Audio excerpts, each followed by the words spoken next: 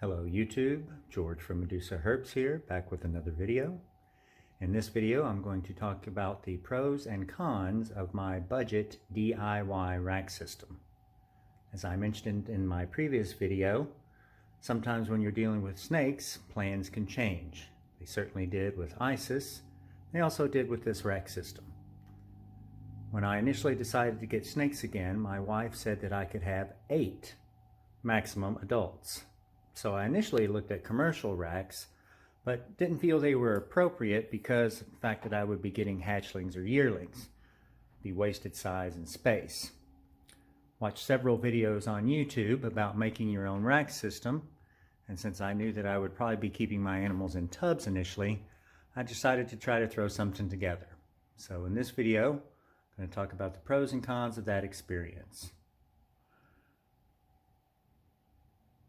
The first pro of this rack system is that it is very inexpensive.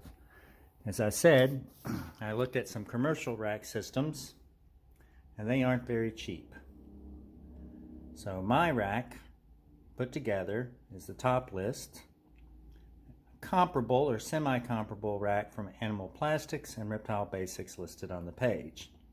I say semi-comparable because of course my racks are using 6 and 12 quart bins, as they're appropriate to the animals that I currently have, and the other racks have larger tubs. But other than that, there is some savings there.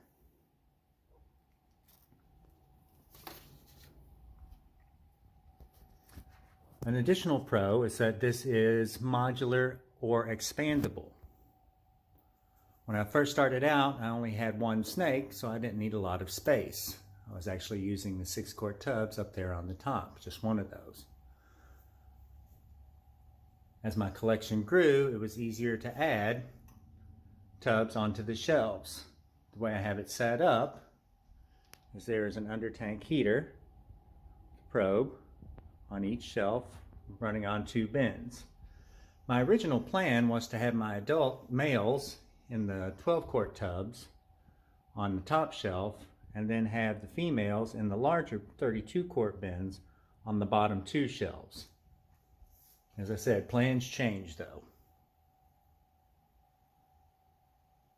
Another pro is that the items that I purchased for this came with thermostats.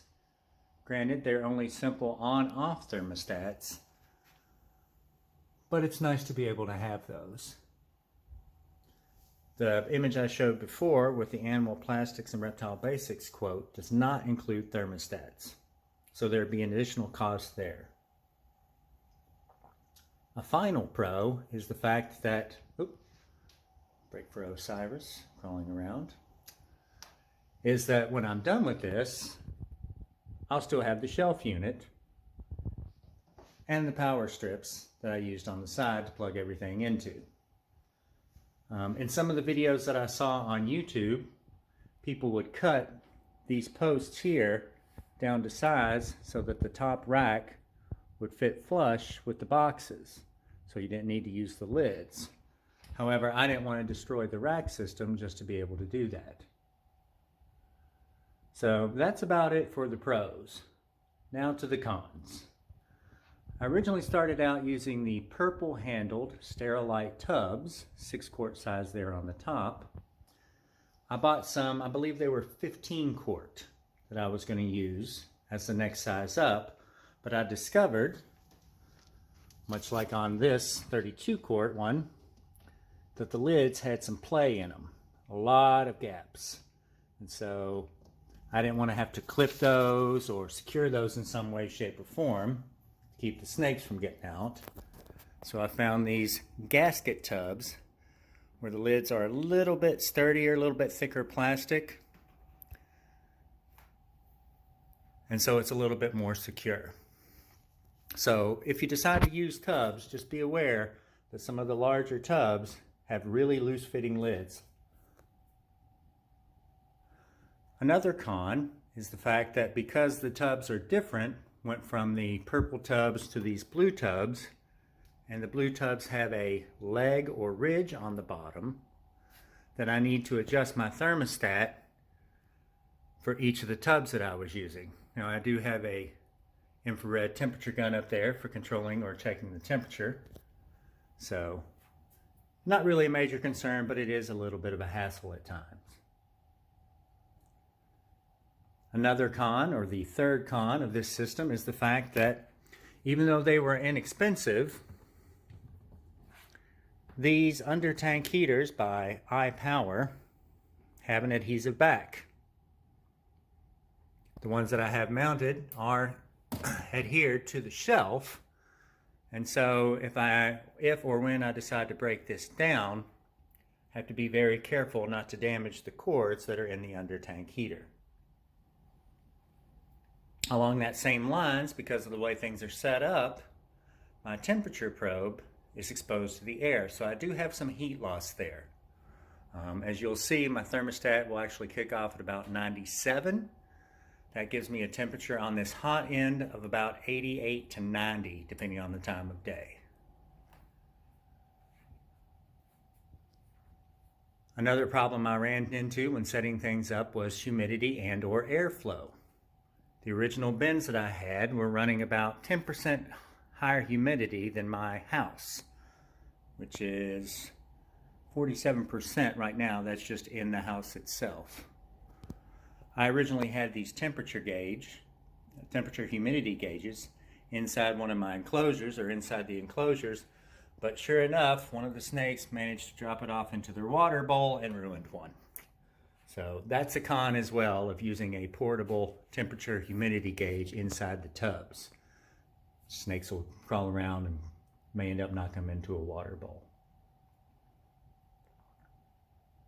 The last con that I can think of at the time is, of course, the cords and the wiring. I used a bunch of zip ties to secure stuff to the frame of the shelf and for the fans. So with a rack system that you purchase commercially, you don't have all the wires, you have one. So things are a little bit more organized. I do plan on, sometime within the next couple of months, ordering a rack system. And I am surprisingly looking at the Animal Plastics and Reptile Basics racks. The ones listed here on the page. If anybody has any advice or information about those racks from your own personal experience, that would be greatly appreciated. Leave a comment down below. So that's my DIY budget rack system. Total expense $250 for the 8 tubs, the rack itself, 3 heating pads with thermostats, and then fans, which I got to increase the airflow to help with the humidity issues that I was having. So it can be done a little bit less expensive than a commercial rack. As I said, there are some pros, but there tend to be a lot more cons to this system. So that's all for now. Thanks for watching. Hopefully in the next video, we'll be able to talk about some of the legal issues or things that I've experienced or learned about as I've been getting back into snakes. Thanks again. See you soon.